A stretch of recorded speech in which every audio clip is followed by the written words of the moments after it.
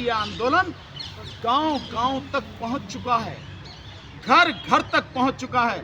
और मैं इसीलिए दावे के साथ कह रहा हूं कि 2024 का चुनाव ईवीएम से नहीं होने देंगे। इसका विरोध गांव-गांव तक होगा। जो मोदी जी दिखा रहे हैं, एक नया काल चक्र शुरू हो गया, एक नया एरा शुरू हो गया है, अमृत काल।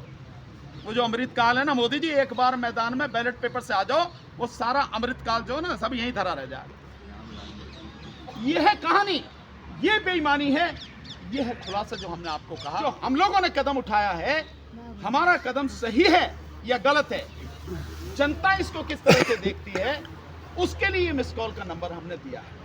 और जिस तरह से जनता का रेस्पॉन्स आ रहा है, मैं दावे के साथ कह सकता हूं, ये तो मिस कॉल पे आ रहा, और मेरे जो फोनों का हाल है मैं आपको बता नहीं सकता, हमारे साथियों का क्या हाल है। उस रेस्पॉन्स के आधार पर मैं कह सकता हूं कि यह आंदोलन गांव-गांव तक पहुंच चुका है, घर-घर तक पहुंच चुका है। और मैं इसीलिए दावे के साथ कह रहा हूं कि 2024 का चुनाव ईवीएम से नहीं होने देंगे। इसका विरोध गांव-गांव तक होगा। अगर सरकार नहीं मानती है तो क्या करेंगे? सरकार कौन है? सरकार की औकात क्या है कौन सरकार? माली के देश में इलेक्शन कराना सरकार का काम नहीं है, सवाल ही आपका ठीक नहीं है। इलेक्शन कराना इलेक्शन कमीशन का काम है। लेकिन आपकी बात से एक बात समझ में आती है, आपने बिल्कुल सही कहा कि इलेक्शन कमीशन और सरकार दोनों एक ही हैं, तो सरकार ही पूछ ली जाए तो क्या बात है। और सरकार को हम बता दे रहे हैं आपके हिसाब से कि इलेक्शन जो होगा 2024 का केवल और केवल बैलेट पेपर से होगा, ईवीएम से नहीं होगा। सर 31 जनवरी को आपका प्रोटेस्ट है इलेक्शन कमीशन के सामने। अगर जैसे कि धारा 144 लागू किया गया है 15 फरवरी तक, तो इसमें किस तरीके से आंदोलन होगा आपका? देखिए, सरकार तो इस आंदोलन को तोड़ने के लिए, इस आंदोलन को रोकने के लिए केवल धारा 144 नहीं, आचार संहिता भी लागू कर सकती है, इलेक्शन प्रीपोन भी हो सकते हैं। और जिस दिन इलेक्शन का अनाउंस होगा, आप जानते हैं उसी दिन से आचार संहिता लागू हो जाती है, तो सरकार सब तरह के हथकंडे अपनाएगी। सरकार हमें उठा के ठोके भी, शायद ये भी हो सकता है, जेल में भी डाल सकती है, जेल में भी डाल सकती है। हमारे खिलाफ मुकदमे भी एनएसए के मुकदमे बन सकते हैं, हमारे खिलाफ में यूएपीए में भी हमें भेज सकते हैं। बात इसकी चले। डर लगता है सर आपको? जेल में डाल दिए। जो पत्रकार खड़े हैं यार, इनको उठा के जब डाला जाएगा, इनको लटकने को बचाने वाले भैया हम बचाएंगे आपको, ये सारे पत्रकार सुन लें। आप इसकी बात कर रहे हो, हमारी पूरी टीम, एडवोकेट्स की पूरी टीम आपके साथ कंधे से कंधा और कदम से कदम मिला के चलेगी। आप जिस तरह से सच की बात दिखा रहे हो, सच को दिखा रहे हो, कह रहे हो, इसो बाकायदा ऐसे ही कहते रहो। और आपके साथ तो हम उसमें भी होंगे, वो भी लड़ाई हम ही लड़ेंगे आपके साथ मिलके। जो आपके लिए आईटी एक्ट और ये ब्रॉडकास्टिंग एक्ट वगैरह लाया जा रहा, उसमें तो आपकी गर्दन पूरी तरह से दबा दी जाएगी ना, कोई आदमी एसएमएस भी नहीं कर पाएगा, उसमें भी आपके साथ देंगे। हर तरह से हम आपके साथ में हैं। और सरकार कभी चाहेगी कि वो ना जीते। जो मोदी जी दिखा रहे हैं, एक नया काल चक्र शुरू हो गया, एक नया एरा शुरू हो गया है, अमृत काल। वो जो अमृत काल है ना, मोदी जी एक बार मैदान में बैलेट पेपर से आ जाओ, वो सारा अमृत काल जो है ना, सब यहीं धरा रह जाएगा। ये है कहानी, ये बेईमानी है, ये है खुलासा जो हमने आपको कहा।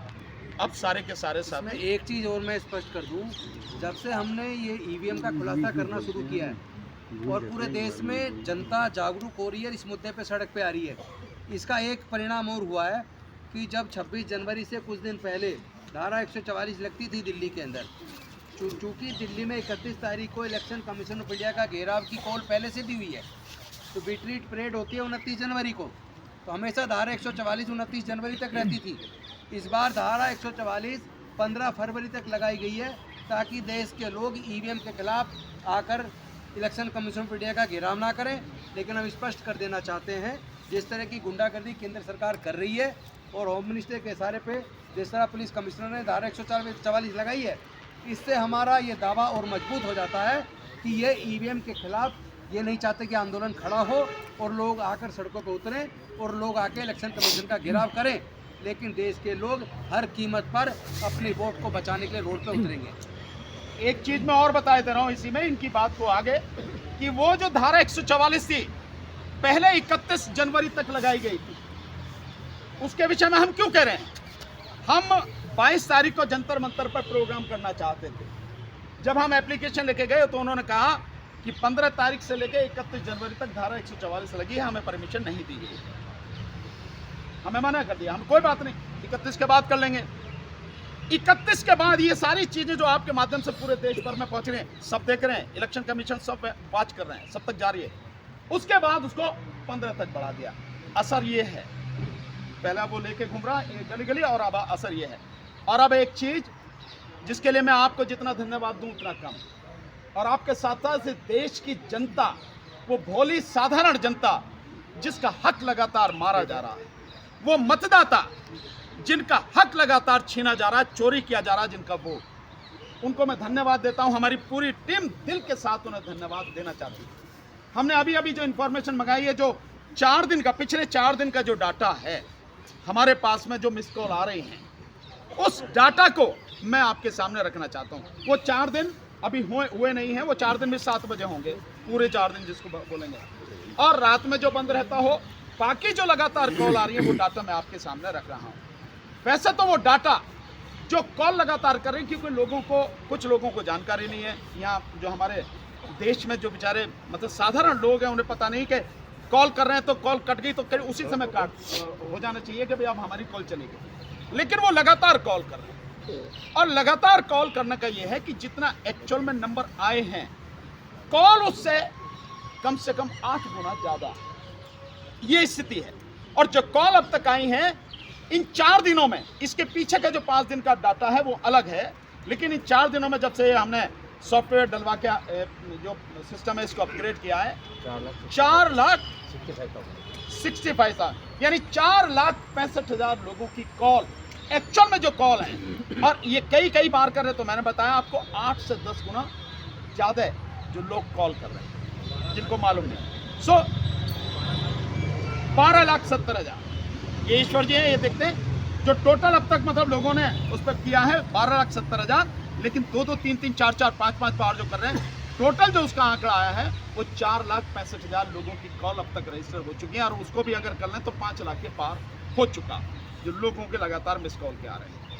ये स्थिति आपके सामने है साथियों। आपका सभी का बहुत बहुत धन्यवाद। अब आप में से जो भी साथी जो मन में सवाल हो, आप सवाल पूछना चाहें पूछें, हम आपका जवाब दें।